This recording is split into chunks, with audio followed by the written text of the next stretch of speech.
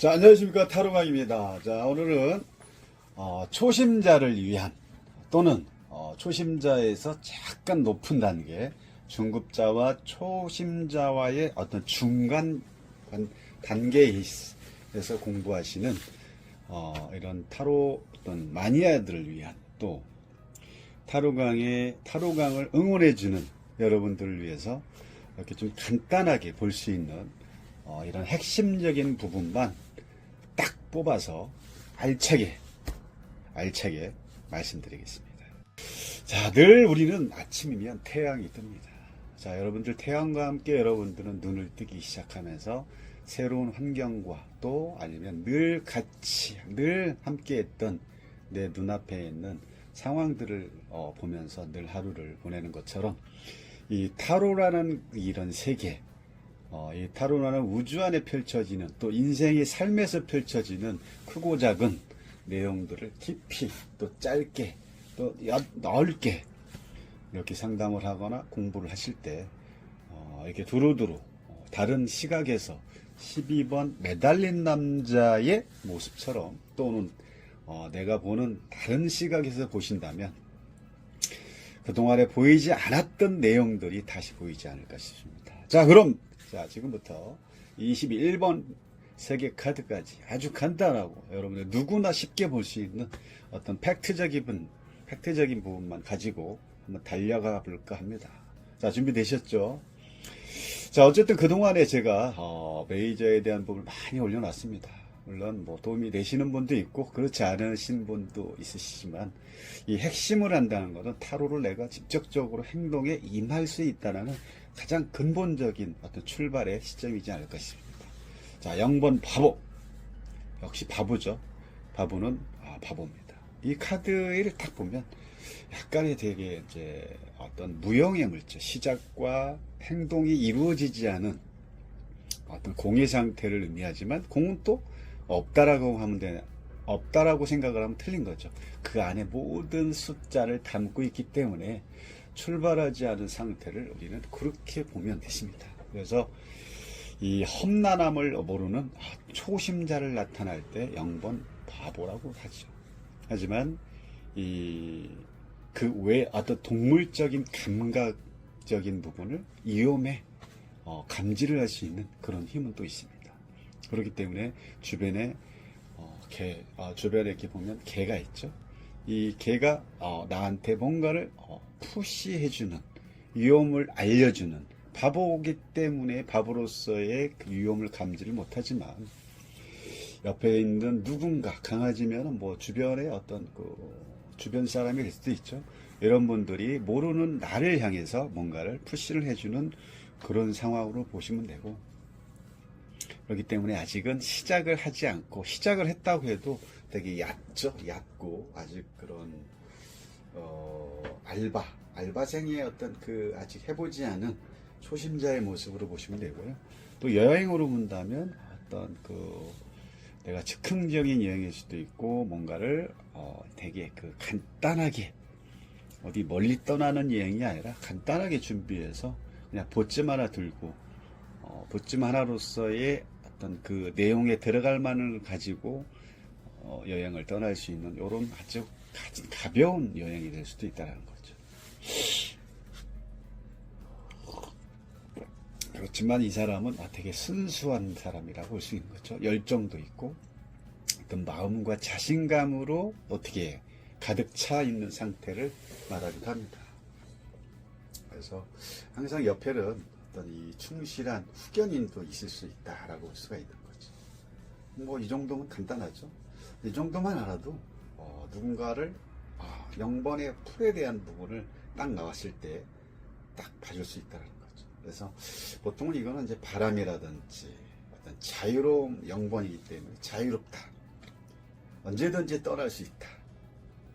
그리고 다른 세계로 여행할 수 있는 어떤 능력이라기보다는 어떤 열정, 순결이라든지 순수함, 또 주변에 항상 나를 푸시해주는 사람이 있다거나 어떤 새로운 시작이라든지 이러한 호기심과 철부지 같은 그런 카드로도 보고 그런 사람으로도 볼 수 있다는 거죠. 또 어떤 관계적인 부분으로 이렇게 본다면은 모든 일의 어떤 시초 아니면 뭐 사건이라든지 관계의 시작으로도 볼 수 있죠. 그리고 뭐 새로운 단계로 넘어가는 것에 어떤 의미를 둘 수 있고, 뭐 누군가를 찾아 나서는 또 이동수도 일 수도 있다는 거죠. 그래서 새로운 곳으로 여행이라든지 이동이라든지 직업적으로 하면 이직할 일도 있다라고 볼 수 있는 거죠. 다만 순수한 어떤 믿음과 사람이다라고 볼 수가 있고, 또 이제 좀 크게 하면 기가 얇은 사람으로 또 해석을 할 수가 있다는 거죠. 그래서 잘못하면 이 잘못된 행동으로 판단이 오류가 날 수 있는 부분이기 때문에 이런 부분을 조금 조심해서 생각해 보면 낫지 않을까 싶습니다. 자, 바보는 뭐 아주 간단하게 여기까지 하겠습니다. 자, 마법사. 그렇죠. 어떤 누군가를 속임수일 수 있는 어떤 마법을 가지고 있는 마법사라고 볼 수 있는 거죠. 또 누군가를 가리킬 수 있는 사람, 또 조언자라고 볼 수가 있고요. 되게 또 무한한 또 지식을 가지고 있고, 또 누군가한테 쉽게 다가갈 수 있는 만인의 연인, 또 만인을 위한 어떤 사람이라는 뜻도 가질 수 있다는 거죠. 그래서 마법사는 좀 이해가 빠르죠. 머리 좋습니다. 또 아는 게 많죠. 박학다식하다고 할 수가 있고, 또 완벽하고 지혜도 있을 수도 있고, 또 어떤 창조적인 힘이 아주 강하고 능력자라고 볼 수가 있는 거죠. 그래서 현실적인 능력을 가지고 있는 게 마법사라고 보시면 됩니다. 그리고 내가 어떤 계획을 짰을 때 그거를 현실화시키거나 또 안 되는 걸 되게끔 만드는 능력자. 얼굴 또한 잘생겼죠. 그리고 뭐 지금 일어나는 일하고 또 앞으로 일어날 일을 능숙능란하게 처리할 수 있는 그런 강력한 지혜와 능력이 있기 때문에 마술사를 가지고 있다는 건 그만큼 좋은 부분이 많다는 거죠. 그리고 뭔가를 내가 창조하고 만들어낼 수 있는 강력한 힘이 있다라고 볼 수는 있지만, 지금은 당장 만들어내는 게 아니라 이제는 시작할 수 있는 힘이 가지고 있다는 거에 대해서 중점을 주면 좋지 않을까 싶습니다. 그래서 일 같은 거 아주 선명하게 처리를 잘 할 수 있고요. 또 현실적인 부분에 해결 능력이 좋고, 어떤 힘이 좋죠. 뭐 마법사는 이런 정도, 뭐 그게 이제 반대로 역카드가 나온다고 그러면 뭐 거짓말을 한다거나 또 말로 사기를 친다거나 뭐 이런 부분도 있지만, 그 부분은 알고 계실 거라고 봅니다. 마법사는 여기까지 하겠습니다. 자, 여사제는 어떻게 보십니까? 여사제는 일단 순결하고 청순한 그런 여자죠. 신의 어떤 여자이기 때문에 선과학이 항상 분명하고, 또 선과학을 통해서 토라를 이런 그 성경체계로 볼 수 있는 거죠. 법전이라든지, 법전은 아니지만 성경에 의한 그런 내용이 담겨져 있기 때문에 그 내용을 가지고 오로지 선과학을 정확하게 구분을 할 줄 아는 사람이기 때문에 그렇게 알고 계신 거고, 그리고 이제 이 뭐랄까, 이 여사제의 그 안에는 또 보이지 않는 또 내면이 아니라 내면 속에 욕망이 또 도사리고 있다는 사실도 우리가 또 알 필요가 있고요. 또 여사제가 들고 있는 이 두루마리가 왜 자기를 다 숨겨놨겠습니까? 숨겨진 어떤 진실을 또 상징하기도 하고, 그리고 토라는 그 글자 자체는 자연의 법칙과 어떤 지혜를 나타내기 때문에 이런 거에 대한 충분한 내용을 알고 타로를 보신다면 아주 좋고요. 그리고 또 아주 이제 능동적인 것보다는 수동적인 부분이 또 강하기 때문에 이런 부분에 대해서 조금 더 아시면 되고, 좀 비밀이 많다라는 거죠. 그만큼 나의 어떤 내 마음과 겉에 드러나는 모든 걸 감쌌다는 것은 그만큼 내가 비밀스러운 부분을 많이 가지고 있다라고 볼 수가 있습니다. 자, 이어서 여왕제 한번 해볼까요? 개성이 강하죠, 여왕제는.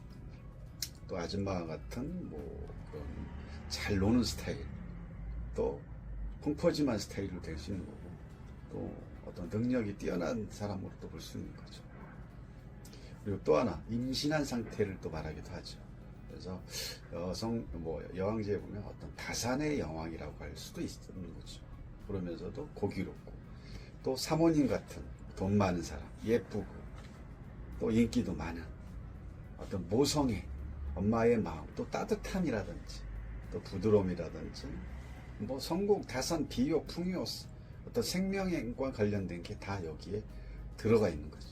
그래서 여왕제는 물려받은 재산도 많이 있을 수 있다라는 거, 이런 부분을 조금 더 깊이 있게 하고, 어떤 한 여성이 와서 이번에 임신할 수 있을까요? 라고 했을 때 이 카드가 나왔다면 당연히 임신이 된다는 거죠.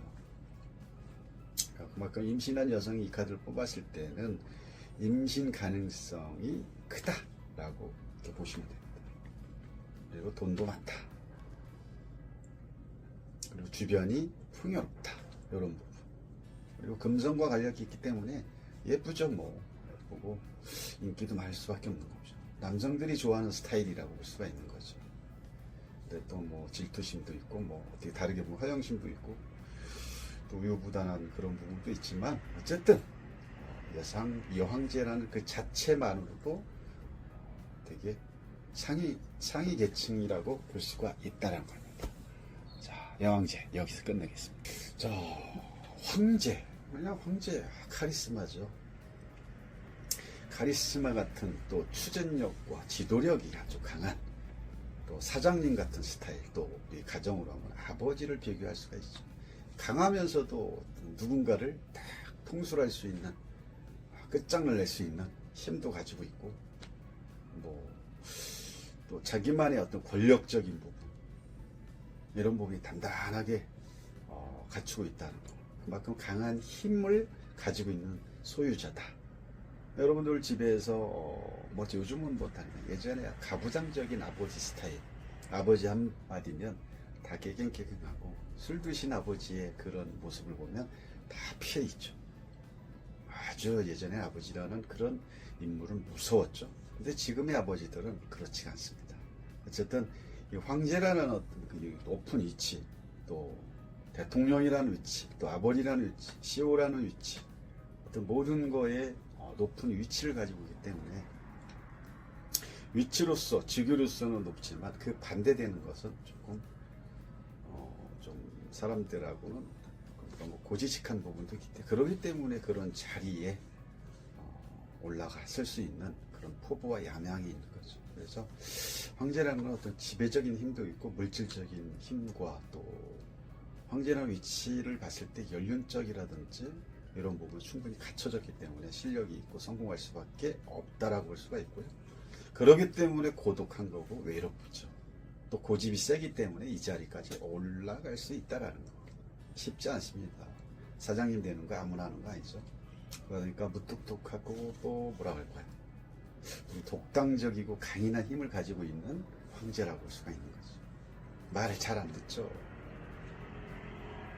그렇죠. 어쨌든 되게 물질적인 거, 부의 상징, 뭔가를 성취할 수 있는 큰 힘을 가지고 있다라고 보는 거죠.